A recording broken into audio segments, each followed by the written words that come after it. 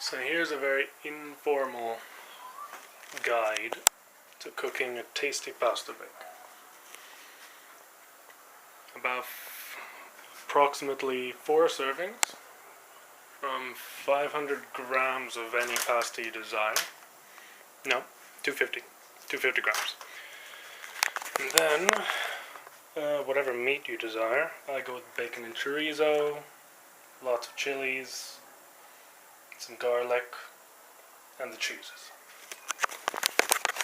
So, first step is to just cut everything up.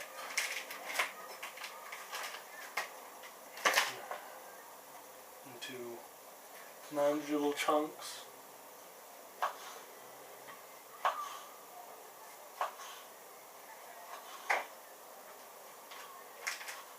I tend to use an entire pack of bacon because I'm greedy. You could use half and make it go further, but no. If you want something super tasty, you put an entire pack of bacon in it.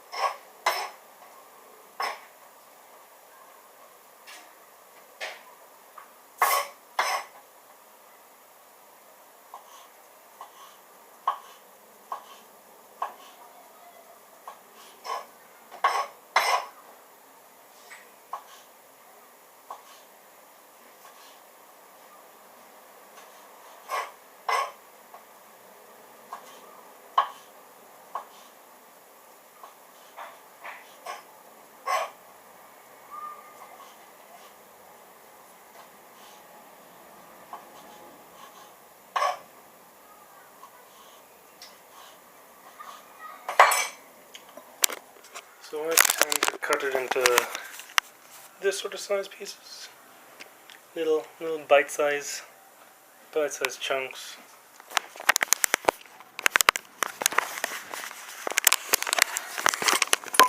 It's gonna have lots of boring pauses while I cut stuff, but if you want your bacon to go a little bit further, Sainsbury's sells some really good cooking bacon, which is just chunks, seemingly random chunks of bacon off-cuts, whatever you call them. And you actually get like a kilogram for £1.10. When I was in university I used to get that, but now that I'm actually earning something, I go with just plain bacon. And because I'm wasteful, I cook an entire pack. So even with the chorizo, nice mouth-sized pieces.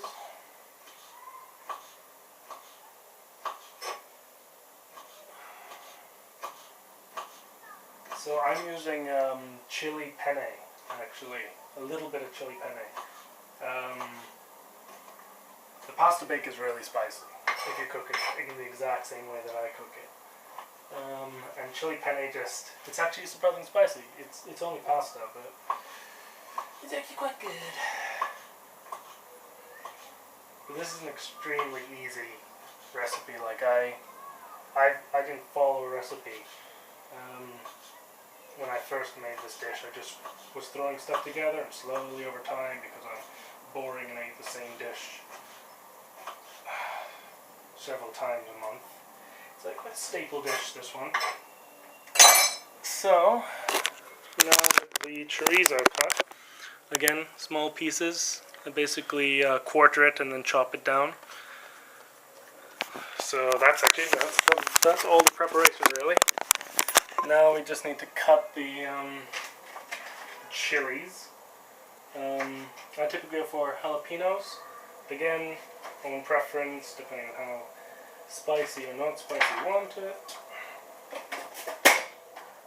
I go for 3 chilies because these chilies are just the mixed chilies and they're not at all spicy, so there's no risk of it getting too hot in any way. Again, you cut everything to bite-sized chunks. Well, not bite-sized chunks, but small bits. Again, this isn't a tutorial. You can do whatever you want. But I tend to leave the seeds in because as long as you don't use something like Scotch bonnets, then it's never going to be. The seeds are never going to make it that spicy. It'll make it a little bit more spicy, but when you mix everything in, it's not concentrated. It tends to be very yummy.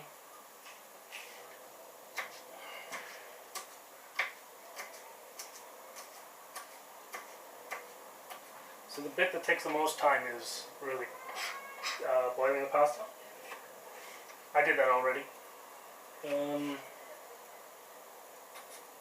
Yeah, typically 10 to 12 minutes for depending on what type of pasta you're using.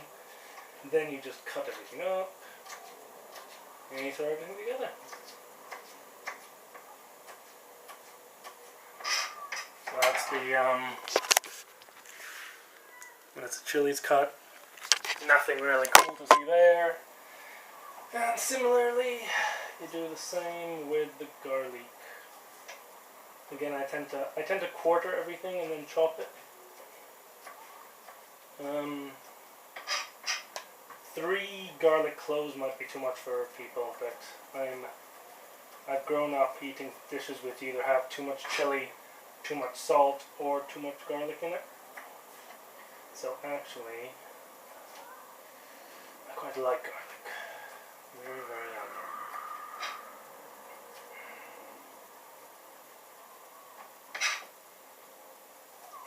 So with you can use a very little amount of bacon. Typically I used to get the ones which have 6 slices, and I used to use 3 slices of bacon, and actually probably half the chorizo I use. The chorizo is going to be the most expensive part of this entire dish. So alternatively, you could use like ham, as to cook this with just sandwich ham. And yeah, that was tasty. Sandwich ham obviously doesn't taste really much of anything. So this is the meat portion, and I use mixed vegetables because I'm lazy and I don't want to chop vegetables because I tend to just use only mushrooms or only... Actually, it's usually only mushrooms. At least this way, you can get a nice mix of different vegetables.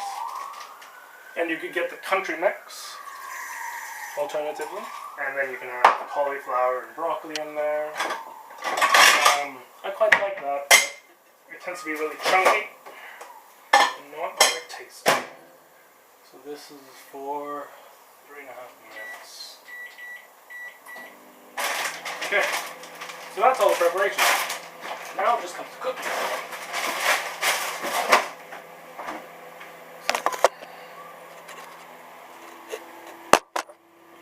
I can't really get a good look at it. So, medium heat, whatever oil you prefer, olive oil, rapeseed oil, whatever. I always cook with butter. Always gotta have some butter in there. It is a very unhealthy dish.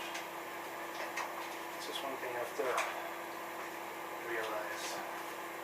So this is a candy chunk of butter.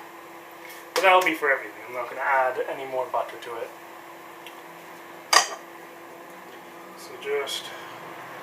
So yeah, the preparation is the thing which takes the longest.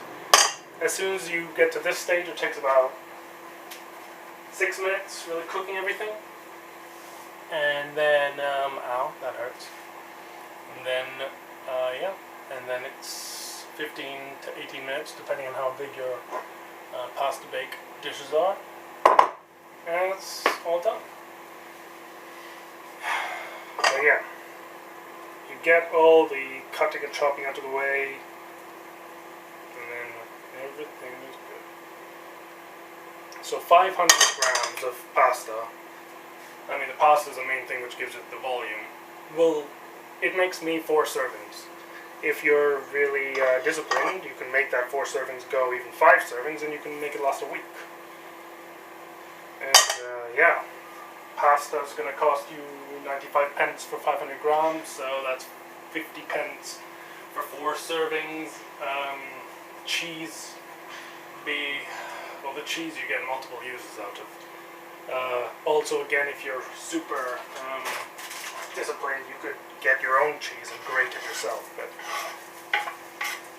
I don't mind paying a little bit extra for the chance to be lazy. So, just throw in your chilies and your garlic, cook them up for 60 seconds or so. Again, I have no idea what I'm cooking. I don't know whether you're supposed to put garlic in at a certain heat and saute it or whatever. In my cooking style is literally just get stuff and throw it into the pan and then it's done.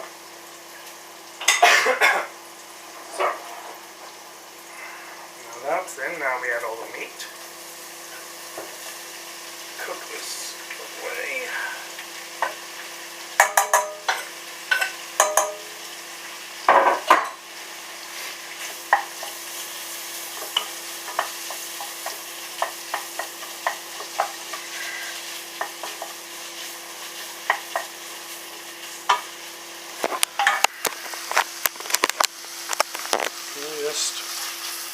Really, there's no need even for a video, but yeah, it's just bacon and chorizo being fried. Yeah. The vegetables are done.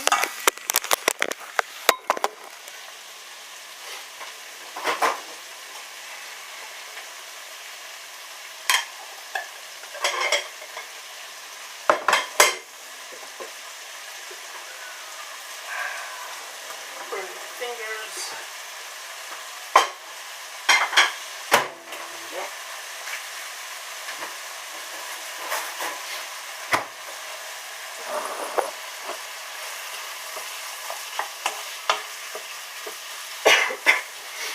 So I tend to cook up to where the chorizo starts releasing its like oils, and then you get this weird red bubbling oil at the bottom of the pan. But again, I don't know if that's a specific time or you call it something, the frying point of the chorizo.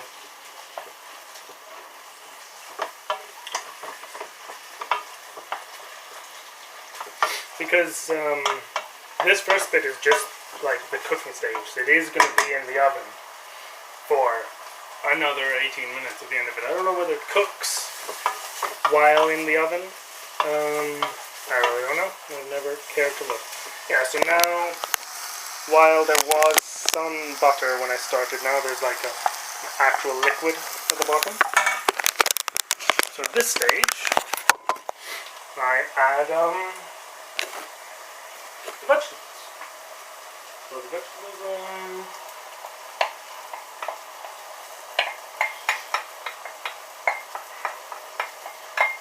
cook up.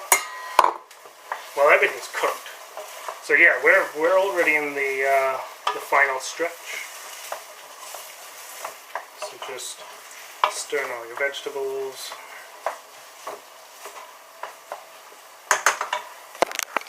So you got it nice, healthy looking, lots of different colors. Not much variety, but yeah. So now we add the sauce. So I tend to use cheese sauces. I just find cheese goes better with the spiciness. Tomato spice, I suppose, that's a normal thing as well, but when I make a pasta bake, I just want to make it as cheesy as possible. So, cheese sauce in. I add the entire thing. I don't know if that's what you're supposed to do or whether I'm drowning my pasta bake in just excess sauce, but yeah. Entire thing, these go on sale every now and then. You can get them for like £1 or something. Mix that together. Now in the past this would be like my final stage, but I found the 3 things which really, really make it super tasty. That is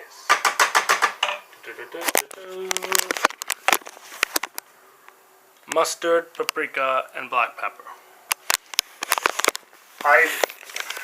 With my macaroni and cheeses I would make, in that recipe, it was the first time that they suggested adding mustard to it, and I'd never cooked with mustard before, but it works really well. Throw in an indeterminate amount. I don't do any measures, so however much that is, that's the mustard.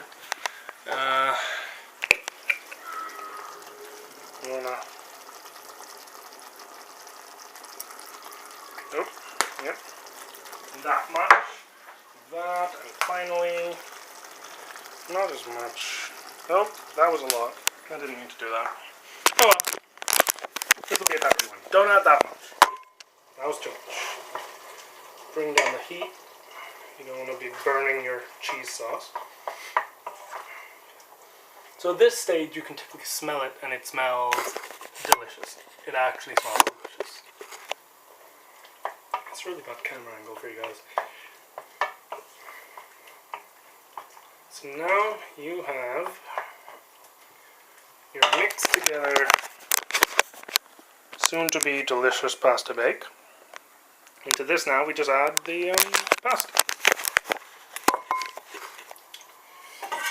You might want to, if it's been lying around, just a little bit of water on it.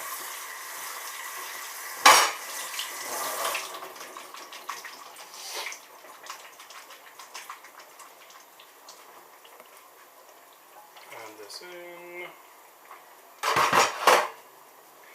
Mix it together. So now typically at this point I start preparing I leave the grating of the Mexicana cheese till now so that this just can sit for a while. It's not really cooking. I'm going to put it at the lowest temperature possible, but everything's been mixed together. Everything's covered. And I've not been good and put like some hot water in here and rinse this out. So because I find then the sauce gets super runny, and it doesn't. I swear, there's a difference in taste. You can't. Yeah, it definitely dilutes it. So, at this point, you're done. You're basically done. But the one thing I love about my recipe is that this was a completely random discovery of mine, where I always used to use some mature cheese, 3 or 4. I don't really know the difference. I can't taste the difference between 3 or 4 or 5 for that matter. It's cheese. It tastes like cheese. That's it. But what I discovered is that by combining this cheese, cheddar, this is the newest addition, the Emmental, and then this, the Extra Hot Mexicana Cheese. You can get the normal hot Mexicana cheese and it'll still taste so good, but extra hot is super tasty. So the only problem is that this does not grate well. You know, it immediately just like fragments apart.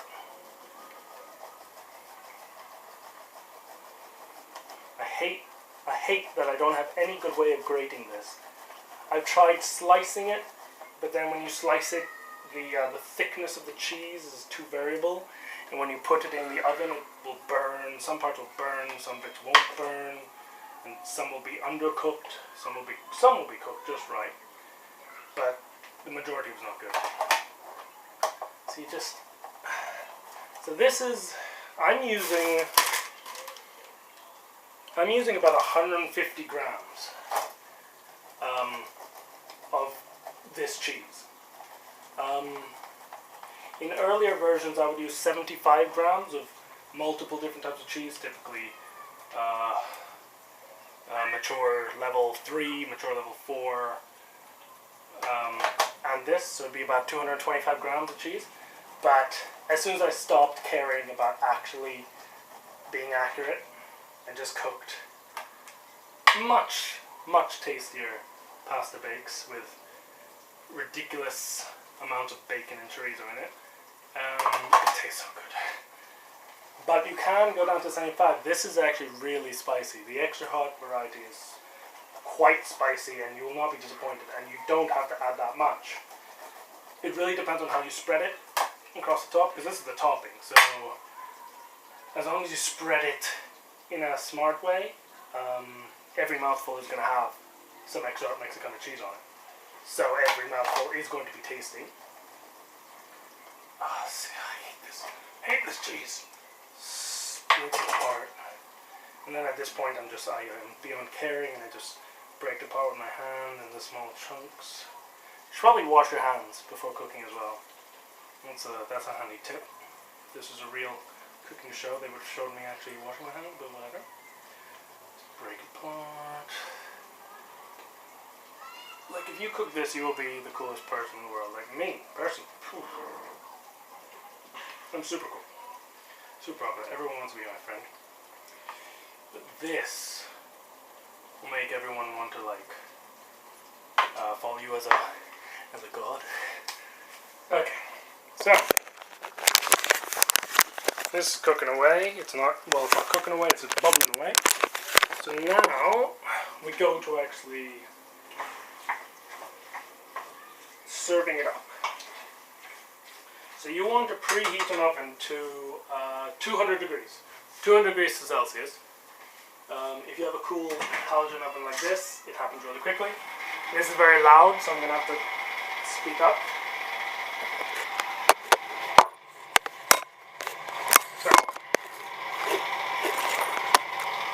So the way I do this is, at this stage, this is done. Turn off the heat, and I just add it into the pasta bowl trays. Pasta bowl, pasta bake trays.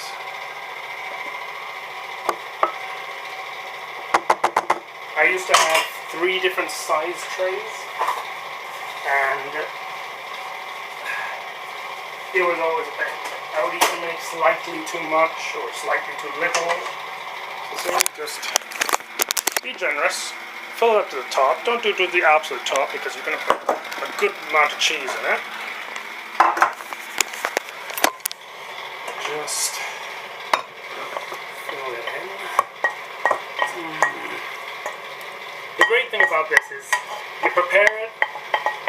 If you take out the amount of time it takes to boil the pasta, which you can do while you're, doing washing up, something like before or whatever. In total, it's been 24 minutes it takes to prepare this stuff. And I've been talking and wasting time. So,